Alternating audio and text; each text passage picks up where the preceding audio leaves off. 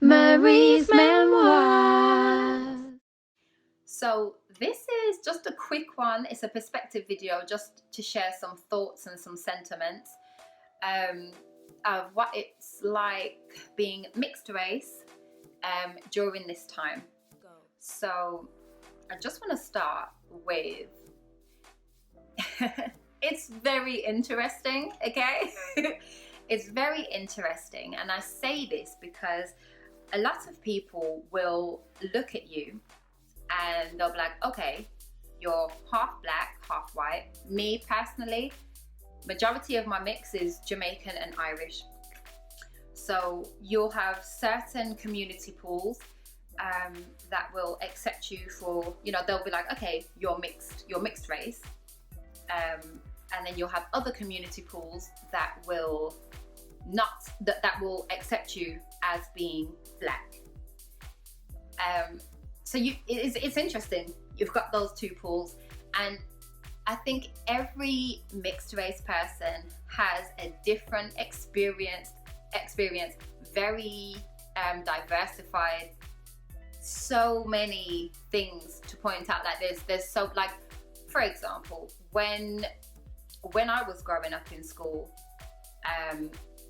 I must have done something. I think I don't know if it was, I don't remember what it was, but basically I got told, but you're not black though.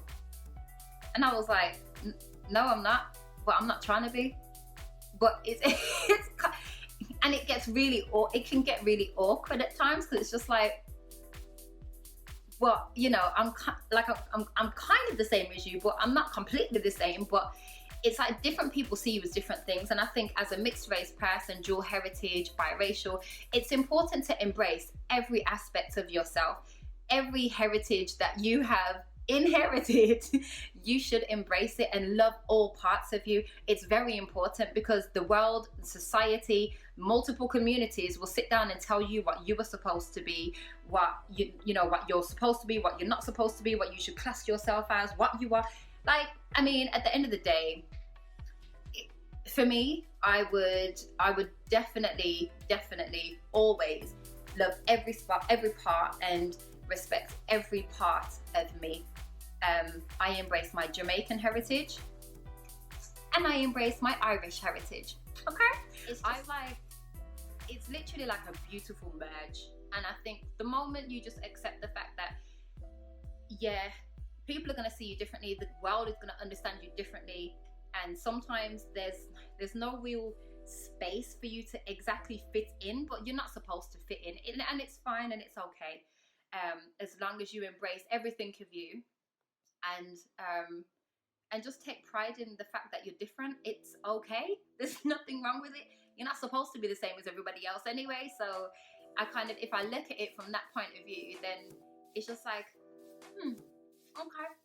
Because I have actually been in situations where girls have turned around to say, you're not black, but you're not black though. Why you doing that? Why you acting like that? You're not black. These times I'm just getting my, you do gel pieces when you're in school, and then I had my cousin braid my, chain roll my hair, got some crazy styles, and then my hair would be massive at the back, and so it was just doing the most. I mean, even with diamond socks, they got banned a couple years after. But those, you got your school skirt on, you got your diamond socks that you're pulling up above your knee. When you thought you was everything, the gel pieces that come down here. I mean, I still kind of do them, but it's kind of like, it's okay. Some people may not accept you for whatever they want you to interpret yourself as. But the main thing is, as long as you love yourself, embrace all parts of you, because you can't change that. You do you get what I mean? You can't change that. So if there's any main takeaway from this, I would say that would be it. And so recently on Instagram and Facebook, there was a challenge that went around. It's incredibly empowering.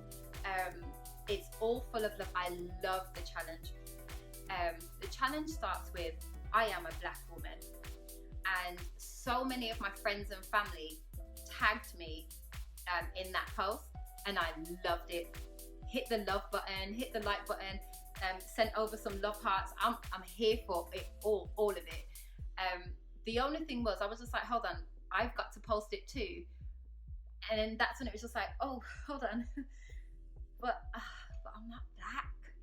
Like, so it's, you know, just looking in, like, it's like, oh, no. And I'm being incredibly honest with you, because it's like, it's like part of me wanted to post it to be part of the movement and support it, but the majority of me was just like, well, you're not black though. You're not black and you're not white, you're mixed. And so I say this because different mixed race people have different experiences, and they've got different levels of self-acceptance, and every level of self-acceptance is okay, it's fine. But for me, I didn't feel I could participate in that because I don't class myself as black. I do not class myself as white, because I am not black and I am not white. I'm both. But I do agree and love and support all the movements.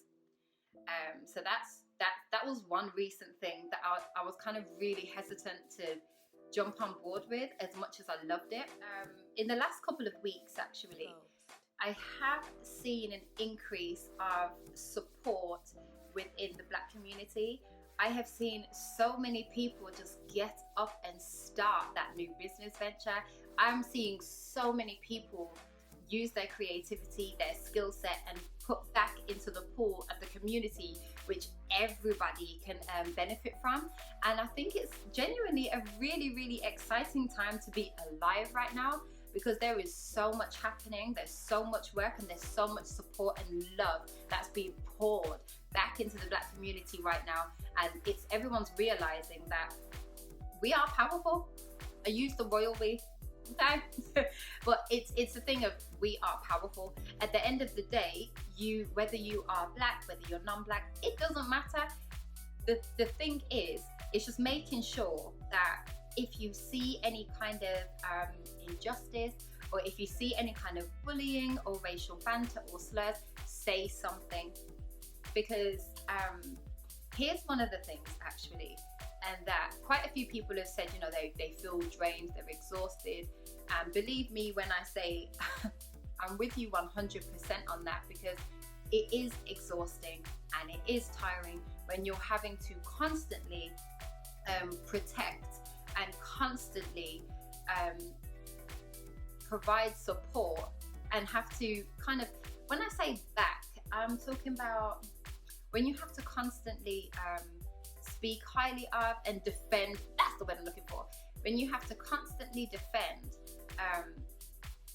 the black community, when you're having discussions with people and you can see certain eyebrows raising about certain things, or certain comments that are made, or different things like that, and it's just like, you cannot look at a certain group of people and look at their skin tone and think, oh, you're not as worthy as me, you're not as intelligent as me. Those kind of things are literally like, it's just illogical. I would say it's like a disease of your cognitive. Something's not going right in your head if you think that is a healthy, good, great mindset to work in. Like, it's really not. And I think that the moment, and to be fair, quite a lot of people have turned around and literally been like, you know what, I've never seen it, I've never had to understand it the way how I understand it now.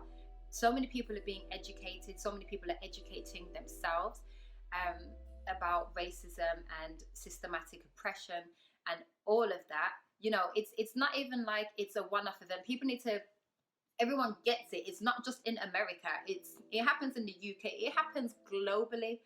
And this is the thing. It happens all the time, everywhere. And I think the moment, nothing's going to change unless we change how we think about things, teach it to the children in our homes and the youth in our homes. And then that's how the change will work.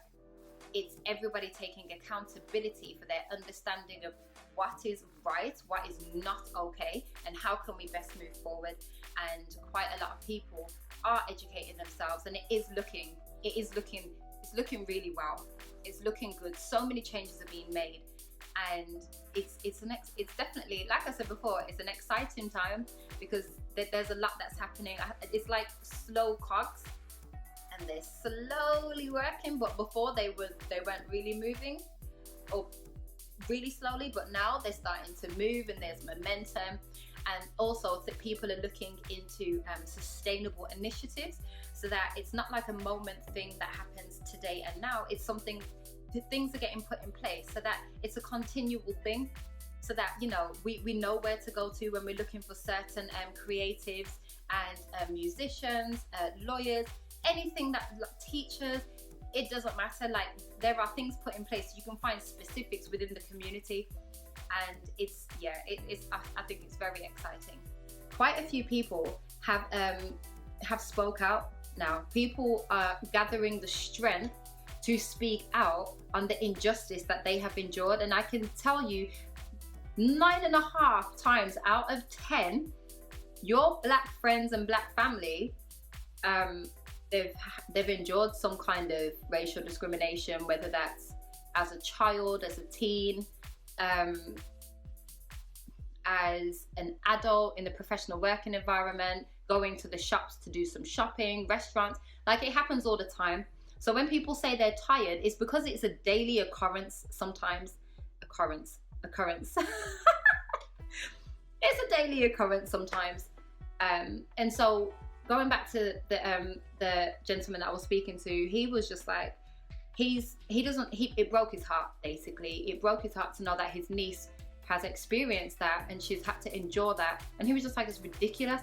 And he even said that it put him in a position to say, you know what, I'm not going to stand beside you, I'm going to stand in front of you, because I want to make sure I protect you. And so that's the kind of energy and momentum that is needed, and that is appreciated, and that we can see happening so much. Remember, this is not a black and white thing. This is a racial thing. This is a mindset thing. It's not the color of your skin. It's actually what's in your mind, which is why people need to be aware of what systematic oppression is, what it does, and how it works. Because if you don't understand how it works, you're really not going to get what's going on and why people are so frustrated in this time. And that's why it explains a lot, which goes on to trauma. There's a lot of things that have happened throughout life that have caused trauma, but then you kind of get desensitized to it because negative stuff like that happens so much. But then you're easily triggered if you don't deal with your trauma. We need to heal the trauma, but a lot of people, it's almost like you've gone into survival mode. And so you don't look at it as this is a very, very bad situation. It's just like, okay, cool, keep it moving. But then you don't heal from it. And that's why it's so easy to get triggered if you've got unhealed trauma. But I think, again, a lot of people everyone's starting to realize that that's how deep it is. Like, even in your history in schools, in the media, there's a lot of subliminal messages that are put into your minds. Subliminal because you don't know and you don't see it so obviously, but it's still planted. It's like a little seed that you plant, and then over time, when you do it so much, it's starting to grow, and then it's a lot.